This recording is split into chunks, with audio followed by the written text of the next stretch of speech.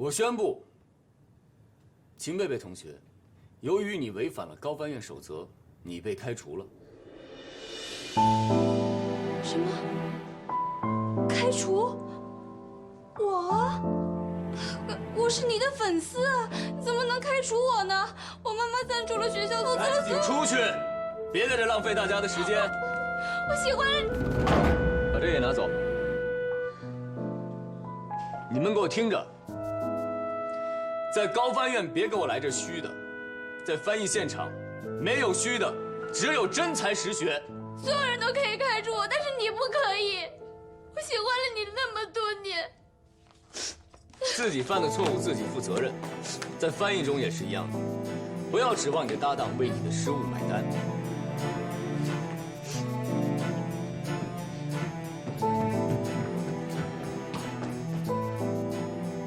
主任，你这样是不是太冷血了？那你算什么？热血青年？还是同情心泛滥？我告诉你，秦贝贝是因为违反了高翻院守则，直接被开除。你今天面试迟到，虽然没被开除，但也是0分。高翻院不要一群猪的队友在一起抱团取暖，我要的是精英部队。下面我点名，挨个来面试。1号，乔飞，跟我来。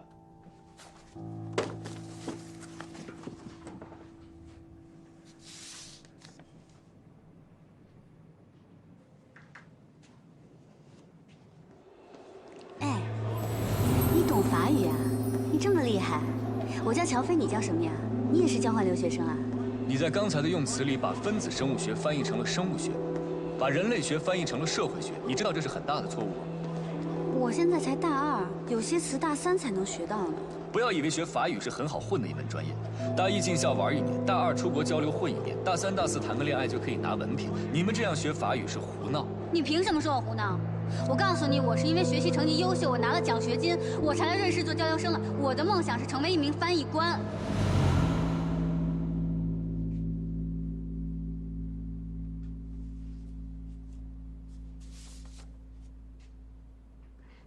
主任，您不会真的给我0分对吧？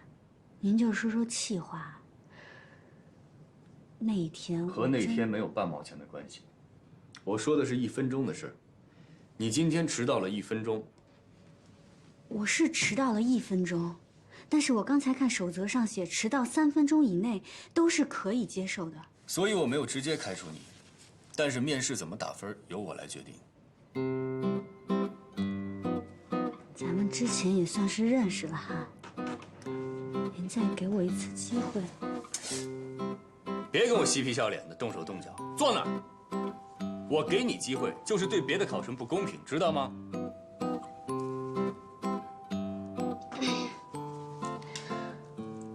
我今天之所以迟到了，是因为遇到了一些特殊状况，我已经尽最快的努力赶过来了。迟到就是迟到，无能的人才找理由。你将来出任务，你是希望主席等你，还是总理等你啊？那天真的是意外。别再跟我纠缠了。也别再浪费你的面试时间了。现在我照例问你几个问题。乔飞，你为什么想成为一名翻译官？因为我是……你不要告诉我你是在外语学院学法语的，高翻院不接受流水线产品。因为我是把张璐姐当成我的偶像，我想成为像她那样的国家级的高级翻译。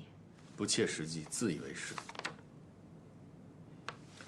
你的成绩倒一直还可以，是挺好的。我一直是第1名，我是学霸。在学院里第1名，不代表在高翻院是第1名。我们招揽的是人才中的人才，拔尖儿一点都不稀奇，出类拔萃才是我们需要的。你既然一直是第1名，那为什么大2在瑞士做交换生的时候被扣光了奖学金，提前回国了呢？那个真的是我人生中唯一的污点。那次我碰到了一个特别坏的人，就因为我犯了一点小错误，他就去挑我的刺，告诉我们老师，我被扣了一半的学分呢。分子生物学和人类学这样的词汇都弄不清楚，你觉得这是小错误吗？档案里还写着。别动！那你是怎么知道的呢？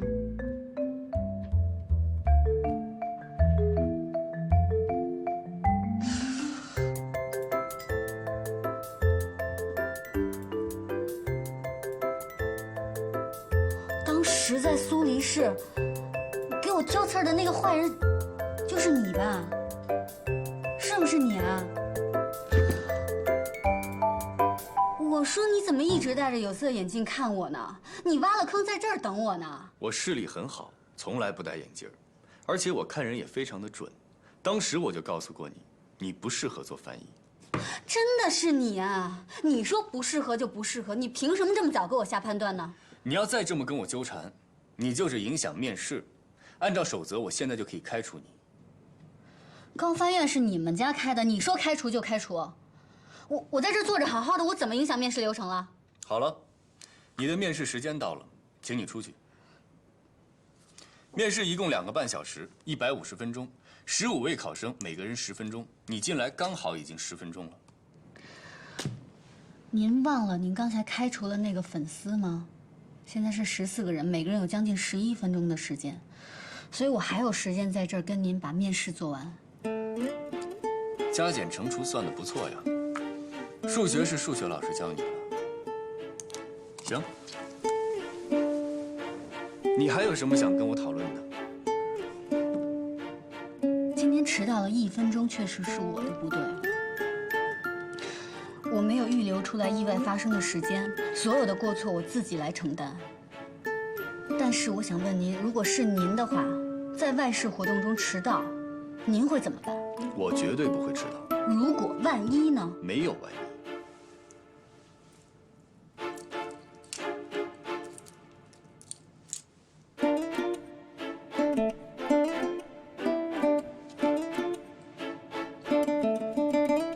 你把表调快了半个小时。11分钟到了，请你出去。你们不会真的给我0分，对吧？出去！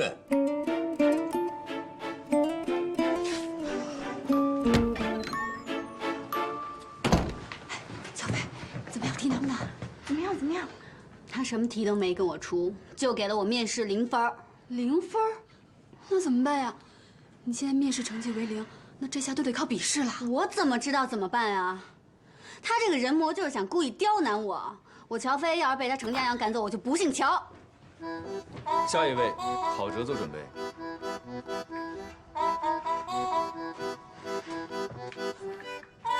给你0分，心里窝火是吗？跑到高翻院来骂街。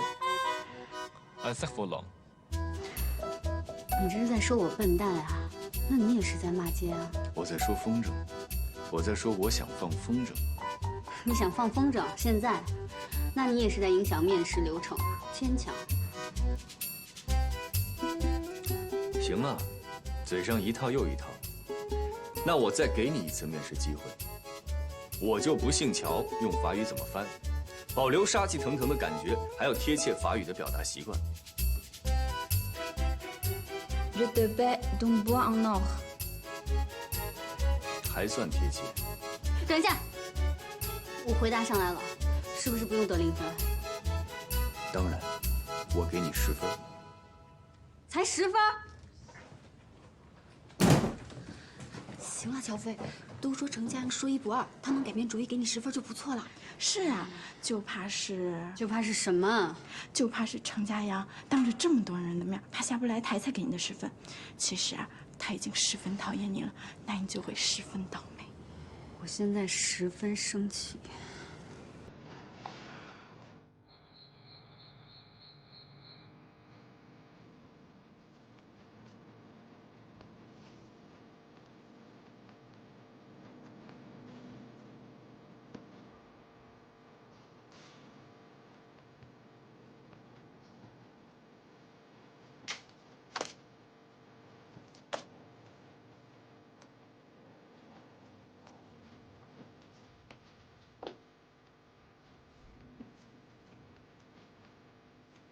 擦的还不赖。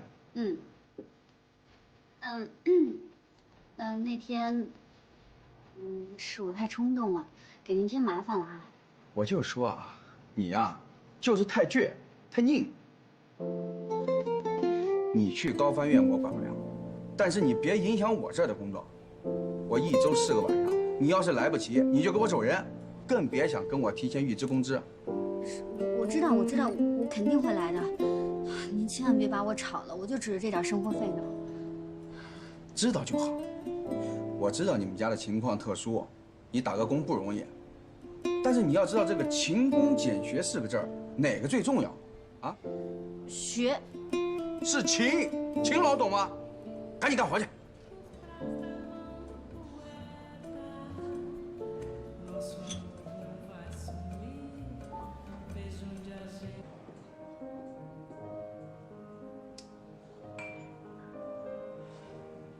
怎么回事啊？这是，跟原来说的不一样啊！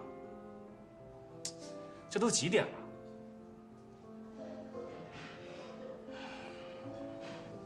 千金小姐架子大是吧？听说还是个学法语的，是不是很优雅那种？他是不是瞧不上我这种普通人啊？怎么了，就周南？一表人才怎么就普通了？那著名企业家周南谁不知道？还有著名实业家旭东，那只不过我的实业还在天空中飘着待定。哎，不一样啊！你那钱是家里面的，我的钱可是自己个儿辛辛苦苦挣来的。哎呀，都几点了？你说？哟，来了，小华。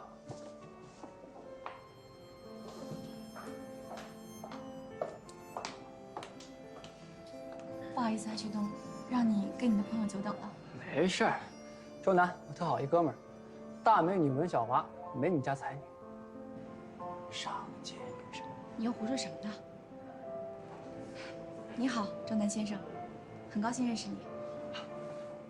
文小姐，我今天能见到你啊，那才真的是荣幸1000倍，高兴10000倍。今天能见到你啊，真的是太有缘了，太棒了！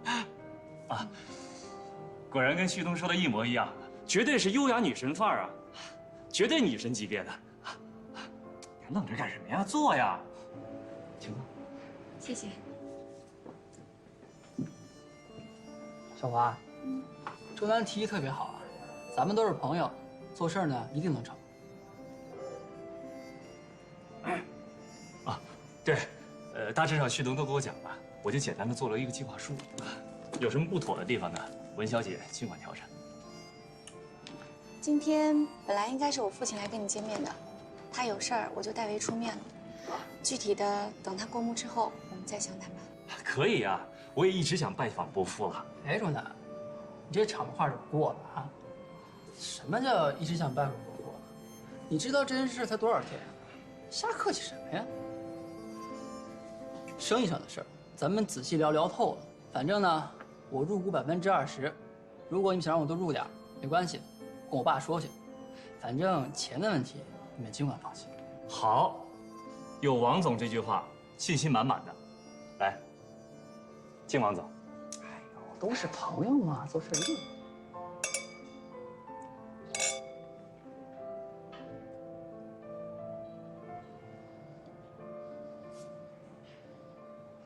昨晚1点钟翻墙回来，被我逮个正着，这不是第一次了，经常晚归，住宿费到现在还没交，就剩他一个了。你快毕业了吧？我很理解你们毕业生找工作、实习都很忙，但学校有学校的规定。对不起，我真是最近毕业的事情太多了，给您添了不少麻烦，对不起，对不起。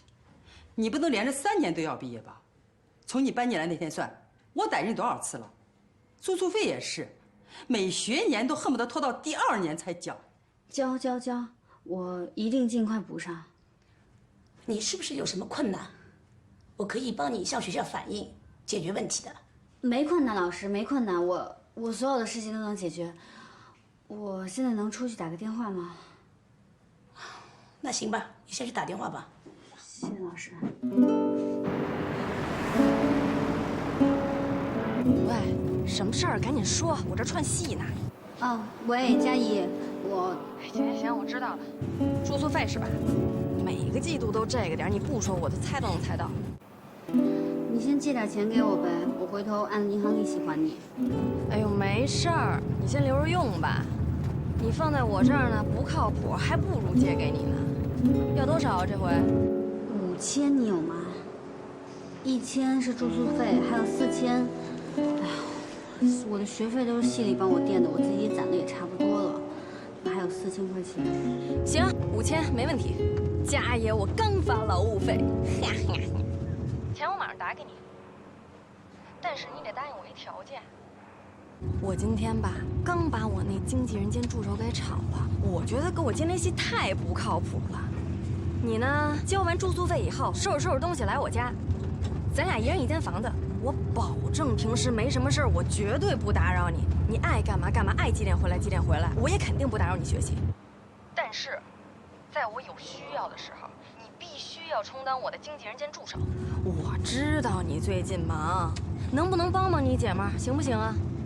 我保证，没什么事儿，我肯定不烦你。嗯，好，我知道了。那行，就这么说定了。我这儿来一电话，先不跟你说了，周末下戏我找你去，啊。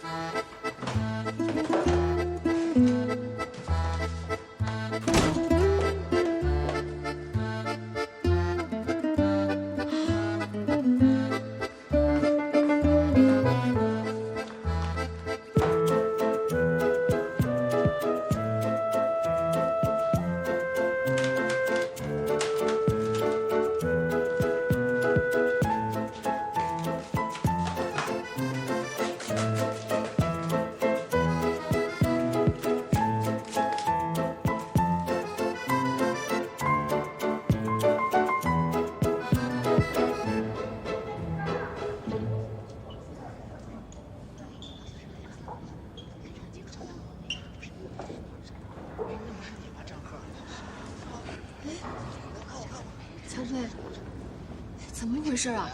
合格线110，你总分超了呀，怎么没被录取？你是不是得罪什么人了？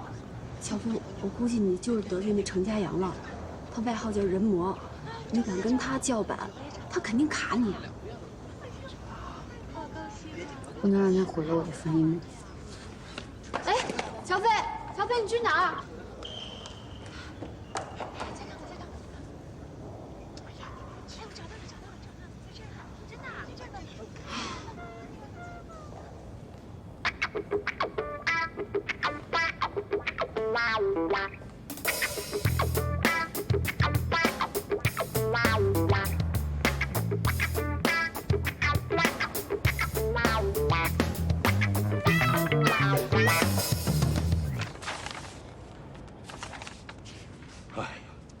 笔试第1，可惜了，可惜了。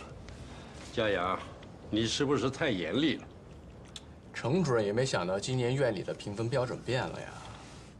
迟到就是迟到了，给他见习实习资格吧。我就知道，他还是爱才的。这样的好成绩，在我们高翻院，我记得只有1个人拿到过。我当年没那么高，那肯定是佳阳了。你佳阳是直升的，没进过实习考。那会是谁啊？哦，我知道了，小华。谁在说我啊？哟，小华回来了。什么时候回来的？也不说一声。佳阳没跟你们说吗？是他去机场接的我。我这个弟弟啊，真是的。你又没回来上班，我没必要什么都跟大家说吧。田主任，高翻院还欢迎我吗？当然欢迎，回来带项目组吧。我还是先做讲座吧，我刚回来，项目组压力太大了。也好，这个学期你就开讲座，1个礼拜安排2次，如何？好。没诚意。我们要找开讲座的老师，去外语学院找不就行了？哎，佳阳，小华的讲座跟别的老师不一样，他在法国待过，又在瑞士那么久，还懂商务这一块，一定大受欢迎的。那不一定呀，杠上了。他呀，就是这么孩子气。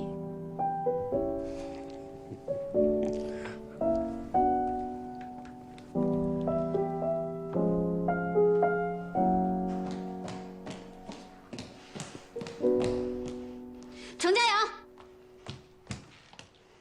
我有话跟你说。我问你，你是不是临时改了达标要求，故意把我淘汰了？你觉得你自己这样很厉害吗？你毁了别人的梦想，很开心吗？乔飞，请你冷静一点。我没办法冷静一点。你知道我为了进高翻院，我已经整整努力了7年了，就是因为我不知道什么时候得罪了你，你就要把我刷了。你如果是因为法语水平把我淘汰了，我没话可说。你这样报复我，你就是下三滥。下三滥？谁下三滥？我说的就是你。我笔试分数125分，就算你面试只给了我10分，但是我135分也超过及格线110分了。你为什么要淘汰我？本来我没有必要告诉你，但是既然你问我了，那我就告诉你，今年达标不只要求总分，还要求面试、笔试双达标。你的面试不及格，所以不予录取，明白了？以前总分超过及格线就可以了，为什么今年要双达标？还不是用来针对我的？针对你？你以为你是谁呀？高翻院没你不行吗？地球没你不转了吗？我告诉你，这里是高翻院，不会迁就任何人。你的面试不及格，就是不予录取。难怪他们说你是变态，说你是成人魔。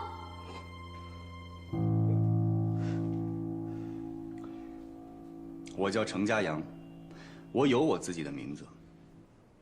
你虽然不予录取，但我会给你一个见习实习的机会。什么见习实习生？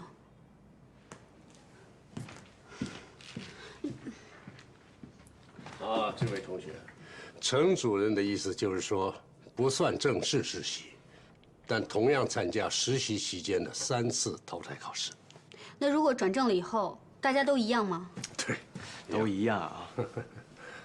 这丫头伙来得快，去得也快。我正好安排实习生分组，来吧，你跟我过来。我看看啊。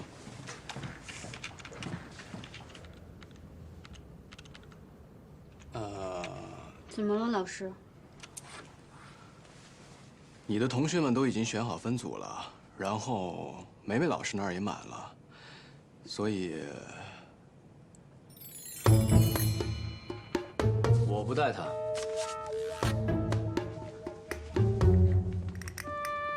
你这孩子，刚才骂人的气焰哪儿去了？你是文小华老师吗？对，我知道你，你被评为中法语言交流青年学者，对吧？你是我的偶像呢。又来一个偶像啊！你的偶像不是张璐吗？是个女翻译，翻译的好一点就成你偶像了，太廉价了吧？我是真的很喜欢文老师啊。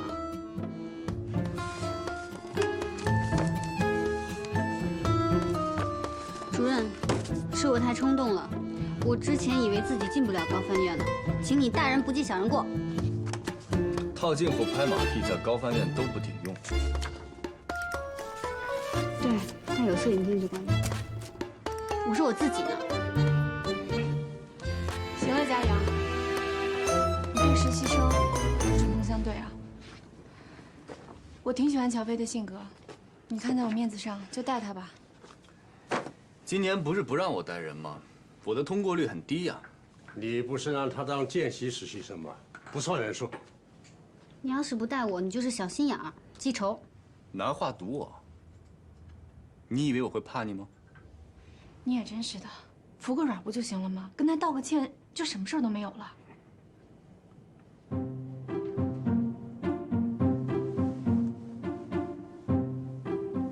安塞佛朗。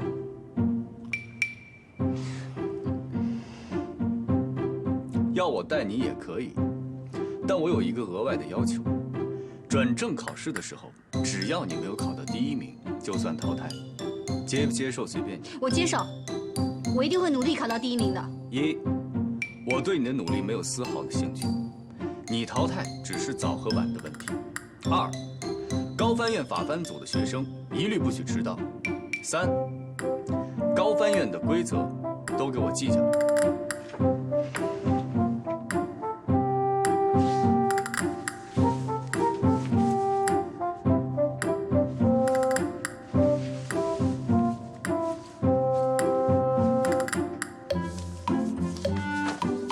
跟我来。对了，手表给我。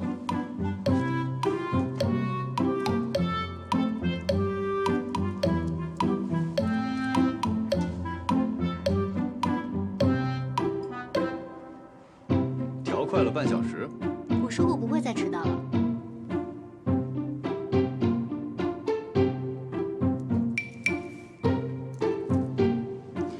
你给我调快了1个小时啊！因为你迟到过。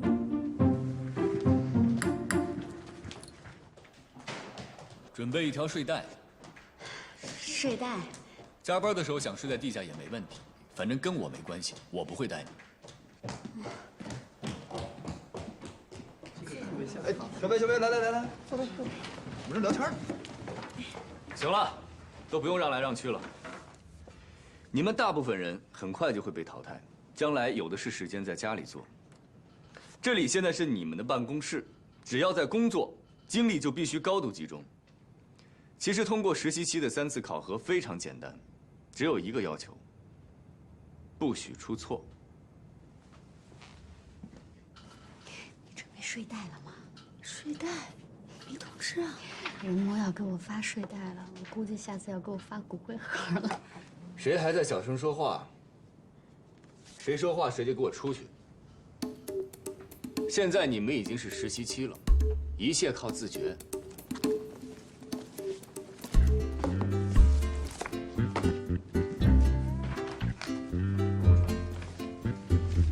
我不说话，我用眼神杀死你。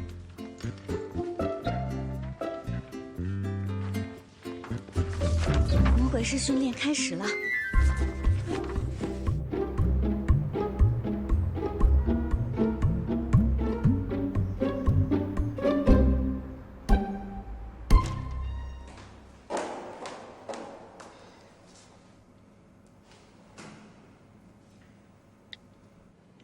倒数3秒。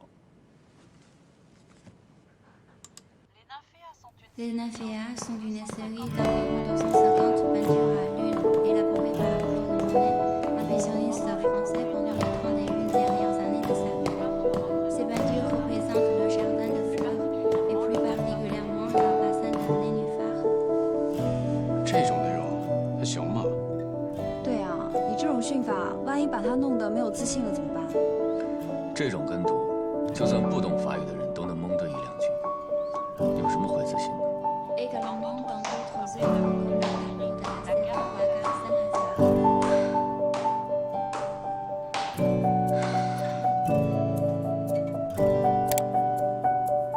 台阶数多少？一共157个，每次25个。伍德成之前做了7个动作。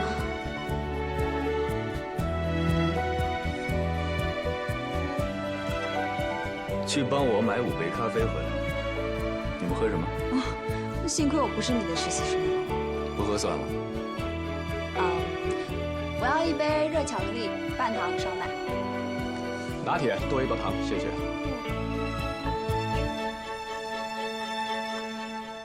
田主任要 espresso， 另外1杯大杯美式，三明治不要鸡蛋和花生酱，给你也买1杯，我请客。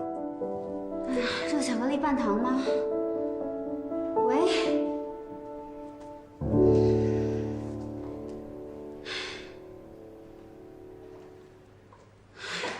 老大，我祝你长命百岁，永不退休。哪天要程主任当上了郑主任，我就直接申请政治避难了。哎，他数对了吗？会不会只数了1层，然后做个乘法？那防火层他就数不到了。还有防火层啊？我怎么不知道啊？我也不知道啊，谁没事走楼梯数台阶玩啊？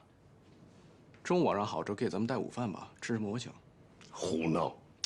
程主任都可以让实习生带咖啡。 带咖啡也是我训练内容之一。练什么？跑腿啊？练注意力。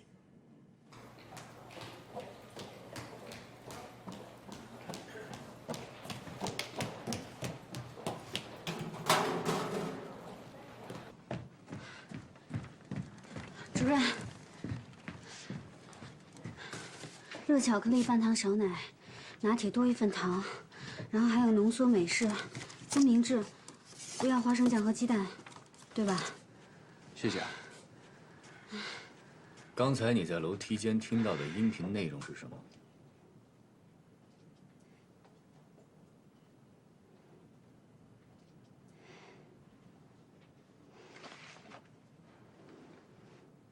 刚才在楼梯间听到的音频内容是什么？内容我记得。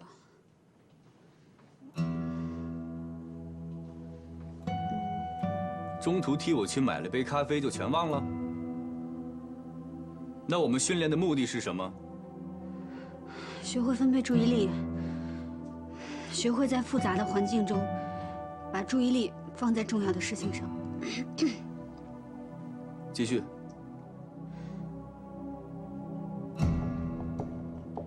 我台阶数错了吗？我跟你说结束了吗？没结束吗？不是数完台阶就没了吗？我什么时候跟你说结束了？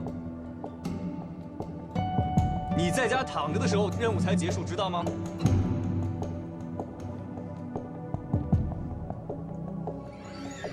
是你说请大家喝咖啡的。我们招的不是跑腿的，我们花这么大的力气培训你们，不是让你们去买咖啡的，而且是你主动同意接受高难度附加考核。你不要再跟我找理由了，赶紧总结一下，你听到了什么？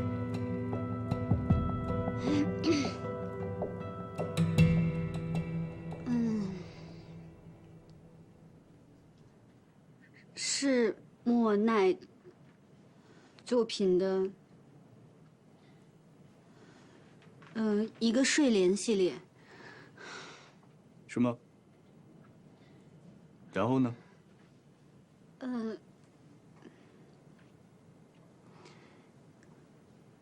还有一个圣什么火车站，对不起，主任，名字我没记住。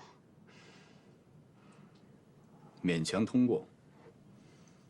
你给我记好了，下次再由个人原因没有完成任务，不许再给我找理由，听见了吗？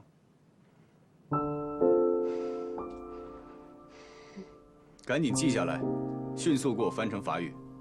李雷，我们的实习生现在是不是在训练室练视频跟读呢？我去看看。走，我跟你继续。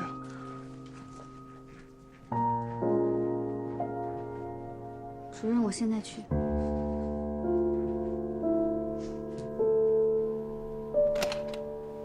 哟，你在啊？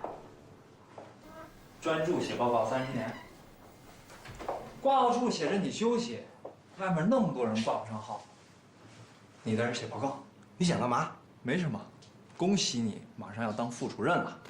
这能挂号吗？挂号在1楼。爹，你在这儿别动，我去问问。高佳明，你别以小人之心躲我，我问心无愧，我压根儿就没看过你的临床数据报告，只是凑巧和你选了同一个方向。凑巧。要说我们还真是挺有缘的。老赵，你在周浦医院工作得有20年，一直致力于开颅手术的大面积出血控制，这怎么就帮我陪赞助企业老总开了个会，就突然对海绵状血管瘤这么感兴趣？不要以为这个课题很容易攻克，要是容易，我都研究5、6年了，还能轮到你？这个病是神经外科的不治之症。是文道来找你，你以为是我巴不得想做这个项目？实话告诉你说吧，高建明，他们选择我不选择你，那是因为你影响力太小。他们商人说的做公益，扔钱也得听个响啊，只有我来牵头才行。是文道给的你钱。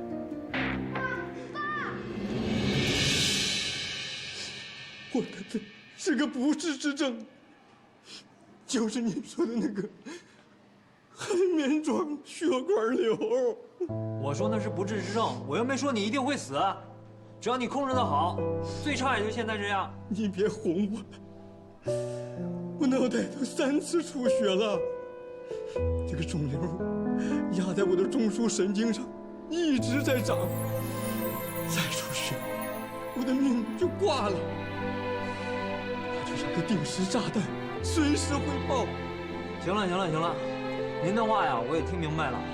您得的这个病确实是不可逆，但是要是治疗得好，通过手术是可以把肿瘤切除的。大夫，您说的这是真的？真的可以把我脑袋的这个定时炸弹去掉？你放心啊，我对你负责。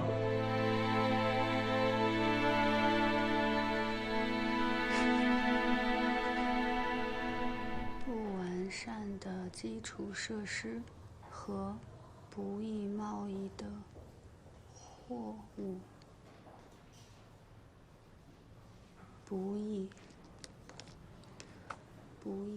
不易被贸易。哎，乔飞，你怎么没去吃饭？没胃口。你上午的事我们都听说了，太惨无人道了。怎么，是不是又给你布置作业了？画卷舌印，数着台阶跟读，不能数错，不能读错。要买4杯咖啡，有的加糖，有的不要糖。少奶不加花生酱，不加鸡蛋。我哪知道这是陷阱还是任务啊？买完以后呢，跟你说让你背诵全文，对，就是艺术评论。我跑腿买了咖啡，我还要给他背诵全文。哎，乔飞，你没事吧？你的脸好红啊！好着呢，38度恒温杀菌。哎，要不这样，你去请个假，你跟主任请个假，完了住回家吃点药。好呀，那你帮我请好不好？如果去跟那个成人模请假的话，他肯定会说：“乔飞，任务期间你怎么能够生病呢？为什么记不住我说的话？不要因为个人原因影响工作，不要找任何借口，是不是？”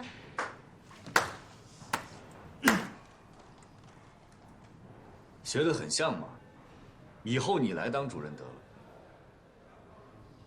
郝哲，到，李雷让你去资料室找他。哎，好嘞，谢任主任同志。他落东西了。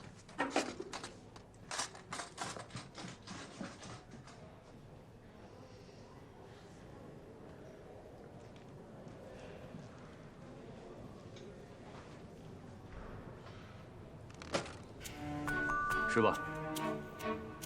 说不上。抓紧一切时间休息，保存体力，这也是命令。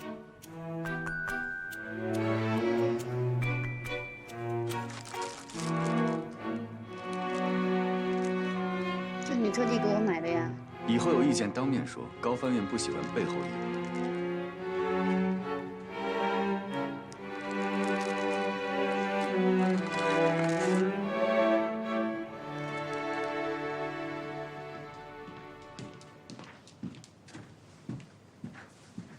这么快吃完了？不吃了，减肥。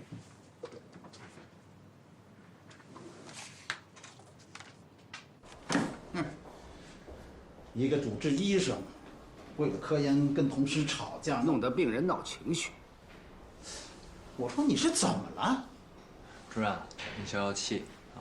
这个项目啊，对我来说意义很特殊。高佳明，在患者面前你是个医生，说话得掂量掂量。那个患者的血管瘤在脑部什么位置，你搞清楚了？这个人他脑子里面长了个瘤子，就相当于一颗定时炸弹安在他的脑袋里。我给了他希望，给了他勇气，让他能够活在这个世界上。给你放2天假，回家去好好想想这个事儿。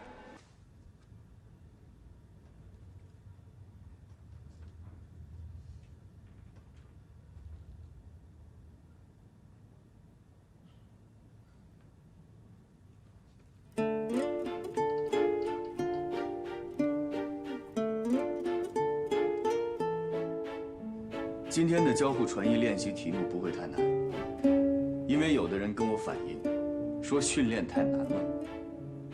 太难了。如果这种训练你还觉得难的话，那只能说明你的专业水平有问题，你需要加强你的专业训练。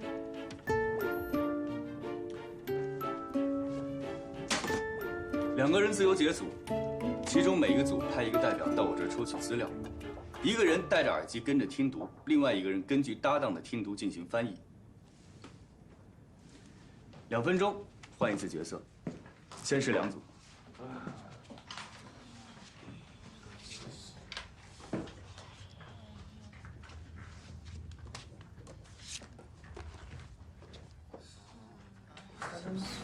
我好紧张，别紧张。我觉得翻译完成了以后，人魔肯定会让咱俩把翻译的内容总结个中心思想、段落大意之类的，没事儿。万一我不知道我自己说什么，万一你也忘了怎么办呀？